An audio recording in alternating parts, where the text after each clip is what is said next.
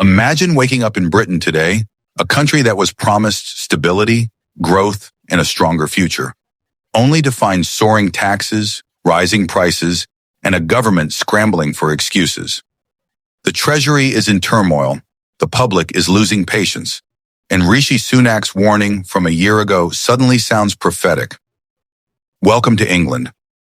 Now7, where we don't just tell the news, we uncover what's really behind it. It all began last year, during that unforgettable televised debate when Rishi Sunak turned to Keir Starmer and said, "Mark my words, Labour will raise your taxes." It's in their DNA back then. Millions dismissed him. They believed Starmer, the man who promised not to touch the wallets of working people. But fast forward to today, and Britain is discovering the painful truth behind those promises. Starmer vowed not to raise taxes on ordinary families. He said the increases would only target private schools, non-doms, and oil giants. Yet under his government, taxes have risen for pensioners, small business owners, and even farmers. So was this a political misstep or a deliberate strategy masked as economic reform? Earlier this morning, Chancellor Rachel Reeves delivered what many newspapers called a speech full of excuses and deflections.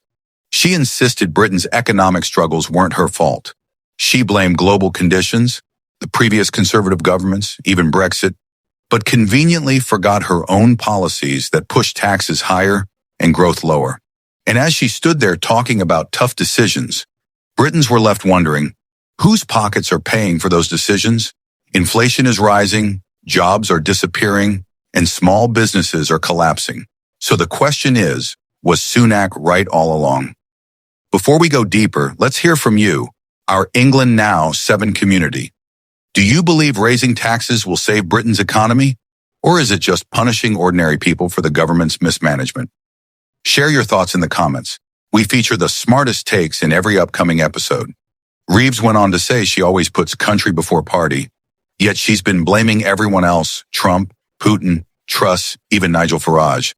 According to Daily Express, Reeves is leading the economy in the opposite direction of what it desperately needs, tightening the screws on entrepreneurs instead of encouraging them, dragging growth to its slowest pace in a decade.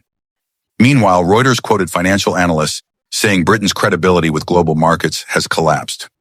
Investors no longer trust Labour's shifting promises, especially after multiple tax reversals in less than 6 months.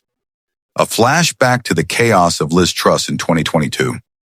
The Guardian described the situation as Labour's biggest test yet. Can this government manage a nation drowning in debt and inflation? Or will it lose the same voter trust that swept it to power just a year ago? But behind the scenes, according to Monde, there's more trouble brewing. Leaked Treasury plans suggest the government is considering new corporate and banking taxes to fill the deficit. But if they go through with it, major firms might relocate abroad, leaving Britain weaker than ever. Can the UK afford another investor exodus? And just as public anger grew, Rishi Sunak stepped back into the spotlight. With a wry smile, he said, "I told you so." For many Britons, it was the moment they realized that perhaps the man once mocked for fear-mongering was simply telling an inconvenient truth. Is this the beginning of Sunak's political comeback? The Times warned today that the Labour government might not survive politically or economically until next year's end. With falling approval ratings and a cost of living crisis hammering every household, the question is how much longer the public will tolerate broken promises and higher bills. The picture is clear: a government spinning excuses, an opposition claiming vindication, and a nation caught in between. But here's the real question: how much more can Britain take? Can the average family survive another wave of tax hikes, or will the frustration finally boil over into protest and political change? Drop your opinion in the comments below. Are you with Reeves and Starmer on their hard choices, or do you side with Sunak's call for lower taxes and stronger growth? We'll feature your thoughts in tomorrow's discussion on England Now7, because at the end of the day, no matter where you stand politically, one thing is certain: Britain's economic future hangs in the balance. A government drowning in excuses, an opposition waiting for redemption, and a people desperate for honesty and stability. Stay tuned with England Now7, where the headlines end, but the truth begins. Sources: Daily Express, Reuters, The The Guardian, Le Monde, The Times.